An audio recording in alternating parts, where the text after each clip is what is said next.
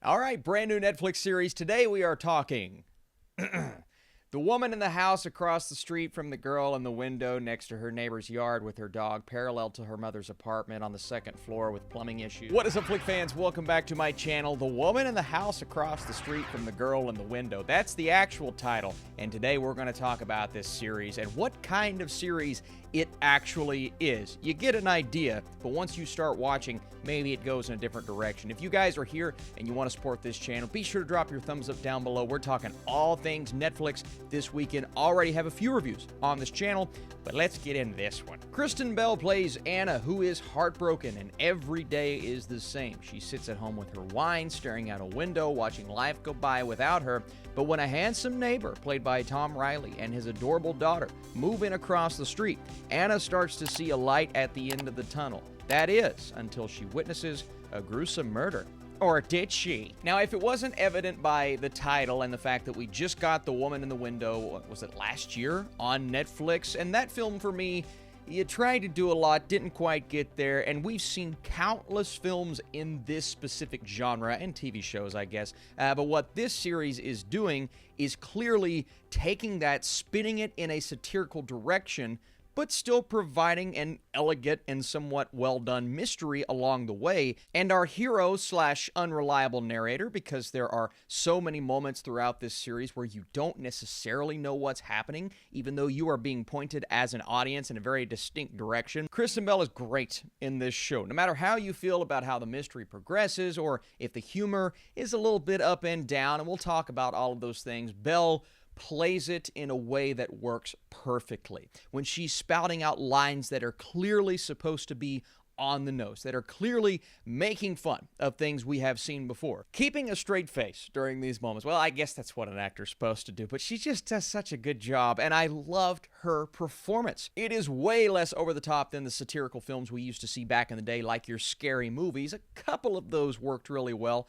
but it's just as impressive as what those actors had to do, if not more so, because this is actually going on somewhat of a serious and dramatic journey, if you can get past all of the cliches that are intentional for the most part. The mystery here, at the end of the day, after quickly binging this series, it's an easy binge, each episode clocking in around like 22 minutes, so I got through it fairly quickly.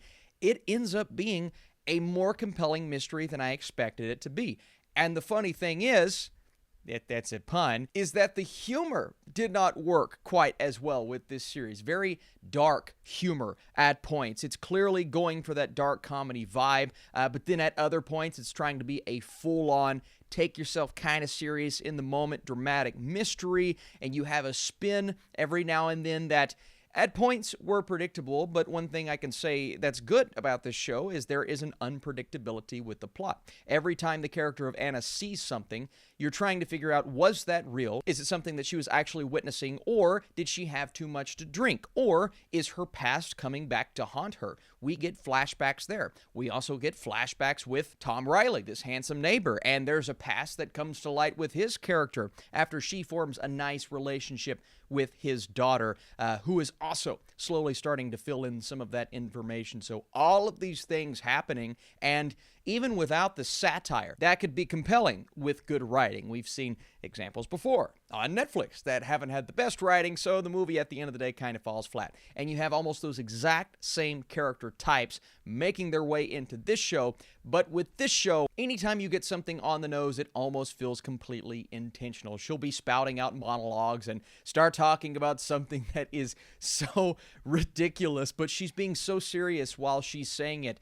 We get those cliches of two characters looking at each other. One of them gets up and says, "No, thank you for everything," except the other character hears them and they just kind of stare at each other. So we get those awkward, very satirical, almost early 2000s types of humor-infested moments, which will work for a lot of people. And I will admit, some of those moments really worked for me.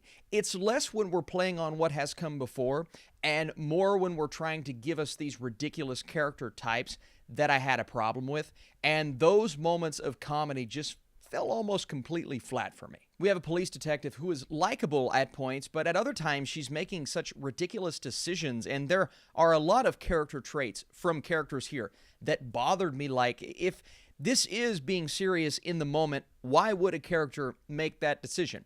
Understandably so, they're doing it for the joke, but when the joke's not funny, it sort of doesn't work as well as you want it to. And I found that to be the case multiple times throughout the show. You also have the factor of some people, they're going to watch this and somehow seeing the title and still going to think it's supposed to be completely serious. If you watch this not knowing it's a satire, and trust me, there will be people that do that, you will hate it. But even then, the mystery for me kind of became compelling, and it started to overshadow the satire. So when we would get those satirical injections in the moment, I'd be like, oh, but you kind of, there's a tonal issue with this show. And it's a hard tightrope to walk, I understand that, but it could never find the perfect balance of humor and ridiculousness and trying to take itself serious in the moment and then integrating pure horror at points. I wish it would have found the right approach to take and just stuck with that. If you'd like to support this vid, vote it up down below and let me know what is your favorite mystery over the last couple of years.